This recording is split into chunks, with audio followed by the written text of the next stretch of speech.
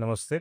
My name is Aryan Shrivastava, and I'm recently completed my master's in sociology, and I'm going to pursue research. मेरे पास अभी एक topic आया cousin marriages के ऊपर, और जो कि मेरे लिए बहुत ज़रूरी भी है इसको बताना लोगों को, क्योंकि लोग इसको बड़ा नैरोली समझते हैं। लोगों को लगता है कि अगर कज़न मैरिज हो रही है तो वो कोई रिलीजन से मैचअप करेगी, जबकि ऐसा बात नहीं है। आप ज़्यादातर आप पॉलिटिक्स देखते हैं नॉर्थ में, तो मीडिया भी ज़्यादातर नॉर्थ की तरफ यहाँ पे सेंटर्ड रहती है, अगर हम नेशनल मीडिया के देखें, और वही चीज़ सर्कुलेट करती हैं। जबकि आप अगर क्रॉस कज़न मैरिज देखेंगे, पैरेलल कज़न मैरिज देखेंगे। पहले तो मैं इसका डिफरेंस बता दूं कि क्रॉस कज़न और पैरेलल कज़न होते क्या है। क्रॉस कज़न, जैसे मैं अपने अपना खुद का एग्जांपल लेता हूँ। जैसे मेरे पापा हुए, तो मेरे पापा की जो बहन होंगी, उनके जो बच्चे होंगे वो क्रॉस कज़न कहलाए जाएंगे। और जो जैसे कि मेरी मम्मी हुई, उनके जो भाई होंगे, उनके बच्चे मेरे क्रॉस कज़न होंगे। पैरेलल कज़न उनको कहा जाएगा जो कि मेरे पापा के भाई होंगे, उनके बच्चे पैरेलल कज़न कहे जाएंगे। और मेरी मम्मी के जो बहन होंगी, उनके बच्चे पैरेलल कज़न कहे जाएंगे। तो ये डिफरेंस तो आपको क्लियर हो गया होगा कि इन दोनों में क्या है। अब आते हैं कि ये कहाँ पे प्रिवलेंट ज़्यादा है। क्रॉस कज़न मैरिज मैं देखता हूँ साउथ में ज़्यादा प्रिवलेंट है, द्रविडियन बेल्ट में। जो लिंग्विस्टिक बेल्ट हम कहते हैं, जैसे इंडो आर्यन हम लोग हैं नॉर्थ में, मैं यूपी से हूँ, तो हम लोग इंडो आर्यन बेल्ट में हैं। द्रविडियन आप देख सकते हैं कर्नाटक, तेलंगाना, आंध्र प्रदेश, तमिलनाडु, केरल। यहाँ पे जैसे कि कुछ कास्ट हैं जो कि ज़्यादातर ज़मींदार कास्ट होती हैं। जैसे हो गया आपका रेड्डीज, वोकालिंगाज। ये सब आपके ज़्यादातर ज़मींदार लैंड ओनर्स हैं, जो कि अपनी वेल्थ को एकोमोडेट करके रखना चाहते हैं कि वो दूसरे परिवार में ना चला जाए। इसलिए वो क्रॉस कज़न मैरिज को ज़्यादा प्रेफर करते हैं, जबकि नॉर्थ इंडिया में ऐसा नहीं है।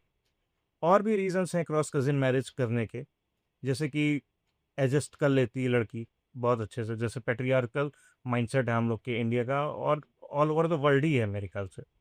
तो लड़की जाती है लड़के के घर शादी करने के बाद, तो उसमें क्या होता है कि एडजस्ट करने में इजी होता है। वेल्थ अकोमोडेशन तो मैंने बताया ही।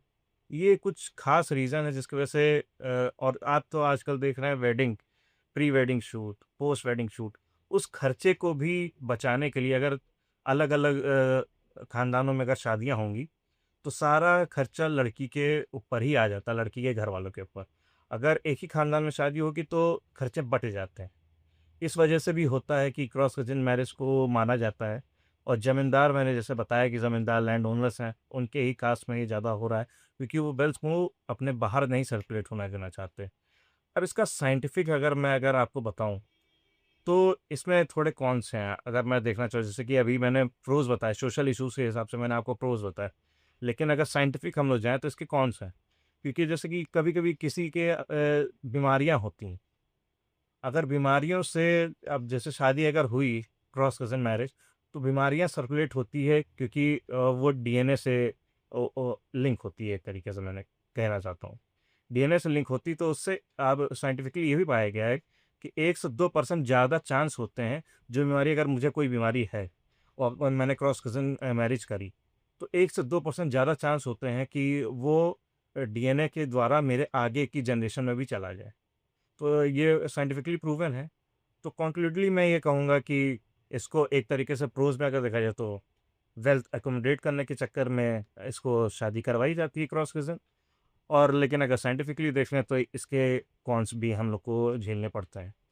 तो आजकल तो अब जैसे ये कल्चरली इनेबल्ड है, तो थोड़ा बहुत चेंजेस आएंगे, क्योंकि ग्लोबलाइजेशन का माहौल है।